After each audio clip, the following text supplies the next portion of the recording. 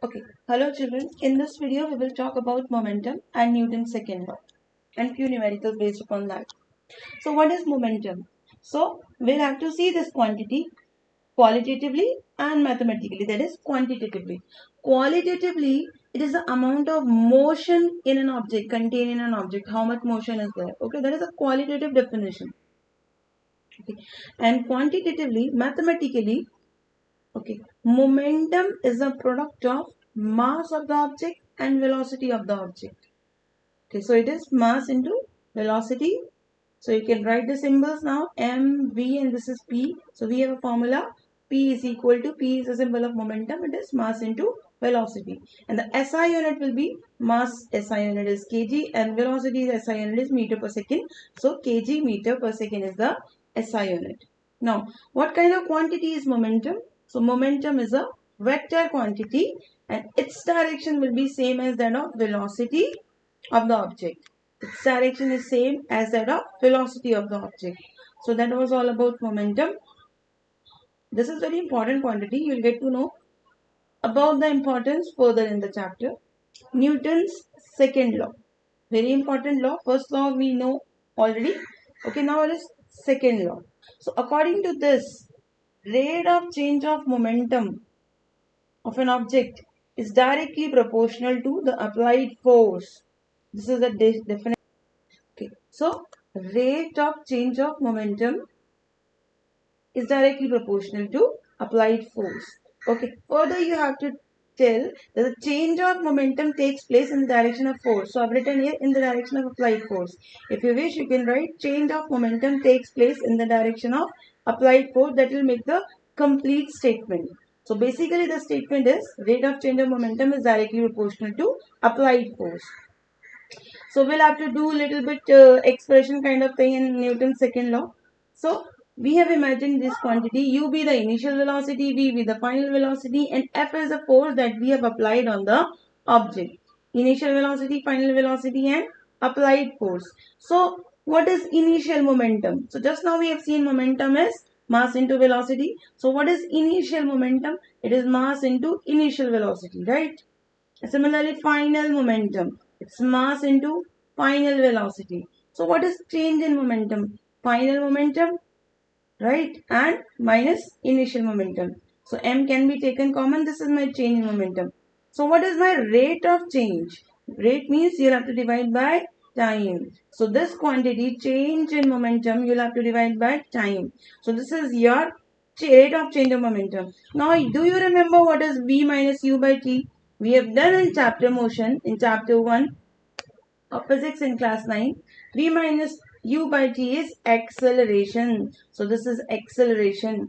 M is m and this portion is acceleration. So rate of change of momentum comes equal to m into a. And what is the statement? Statement of second law is rate of change of momentum is directly proportional to force. So this quantity is directly proportional to force. So force is proportional to rate of change of momentum. Can we substitute?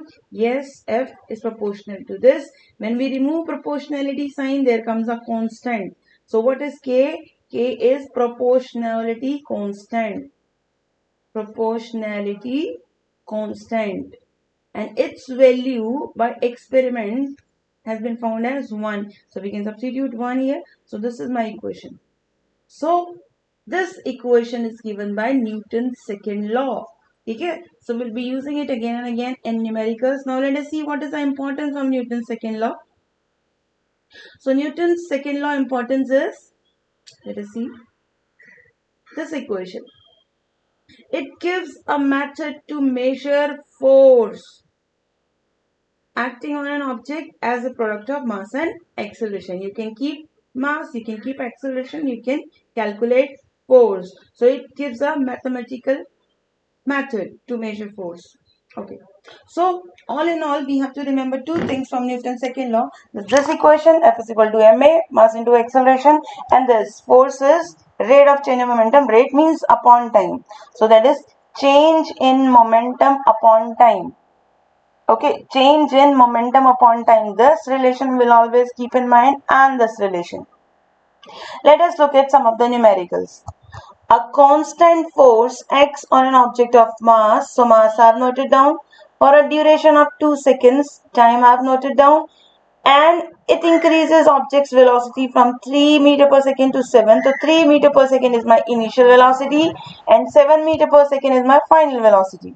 Okay, so we'll have to calculate, find the applied force. So we'll have to calculate force. So just now we have seen F is equal to ma, and acceleration can always be open as v minus u by t. So do we have mass? Yes, 5 kg. Please substitute. Velocity, final velocity, yes. Initial velocity, yes. And time. So all the quantities can be substituted. Solve it duly. 5 is 5 mass. 7 minus 3 is 4 upon 2. 4 upon 2 is 2. So this is basically acceleration part, right? This is mass. So it is 10 Newton. You have to report the answer in SI units. So basically acceleration is 2. So I've noted down acceleration here again, which is 2. Why? Because there is one more part. If the force was applied for a duration of 5 seconds, so time is given as 5 seconds now, what will be the final velocity? The V is asked, final velocity is asked. So V is equal to U plus AT. What is the initial velocity? You can see here 3, you can substitute. Acceleration you have found already. This part is giving you acceleration and time is given as 5 seconds. This is separate case. So 2 5 is 10, 10 plus 3 is 13 meter per second. SI unit must be written of the velocity. Getting to next example, next question. Which would require a greater force? A 2 kg mass at this acceleration. So 2 kg mass at this acceleration. So you can keep mass and acceleration. 2 into 5 will be 10 Newton. Okay. Or 4 kg at 2. So 4 kg at 2. So you can substitute 4 into 2. It will be 8 Newton. So it is requiring more mass, more force. Now let us see the next question. A motor car is moving with a velocity of this and it takes 4 seconds to stop. To stop means final velocity is 0. Cover it first. So this is your initial velocity. 108 km per hour is your initial velocity, but you will have to change into SI units, meter per second. So we multiply it by 5 by 18. 18 6 so 6 5 is 30. So initial velocity is 30 meter per second. Final velocity is 0 because it is getting stopped and it is stopping in 4 seconds. So I have written 4 seconds. You'll have to find out the force if mass is this. So mass is given as 1000 kg. SI units, yes. Now what is acceleration? You already know it's v minus u by t. Do we have v? Yes, 0. Acceleration is, initial velocity is 30. Substitute, solve. If it is coming negative, please report in negative. There is no problem. 0 minus 30 is minus 30, no? Yes, it will be 1000 into minus 30 by 4. So minus I have written forward. Rest you can do mathematics. Question number next. A force of 5 Newton gives a mass m1 and acceleration of this. So force is this, mass is m1, acceleration is given. So use the formula F is equal to m1 a1. Substitute F, substitute A. You can find out m, yes. So this is half. Now let us see it further. The same force gives this much acceleration to m2. So write force same, mass is m2 and acceleration is 20 meter per second square. So you can write here. Okay, use the formula again. F is equal to m2 a2. Here we have used m1 a1. Here you can use m2 a2. Force is same. m2 is to be calculated and acceleration is 20. So you can take it down. 5 by 20 is 1 by 4. So I am ready with the value of m1 and m2. Now what is the question? What acceleration would it give if both masses are tied together? So both masses are tied together. Half and 1 by 4. Take LCM properly. Okay, 2 to the 4. 4 ones are 4. 3 by 4 kg. It is m1 plus m2. So force is same again and mass is 3 by 4. Yes. So force you can substitute, mass you can substitute. We have to calculate acceleration. Okay, please substitute value of force, value of mass, which is sum of both the masses, and acceleration can be found. Report in SI units. Now let us see this question. In this question, mass is given as 20 gram, so it is not SI units. You'll have to change into kg by dividing by 1000. Now my mass is ready.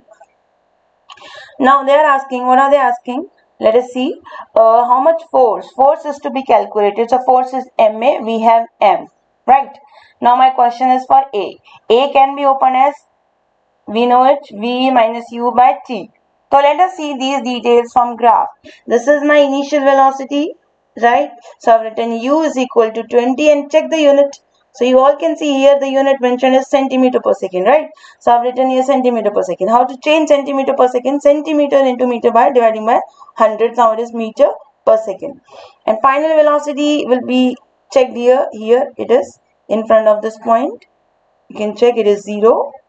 Okay, this is velocity axis. Initial velocity starting of the graph is from 20. Ending is here. You can see it again.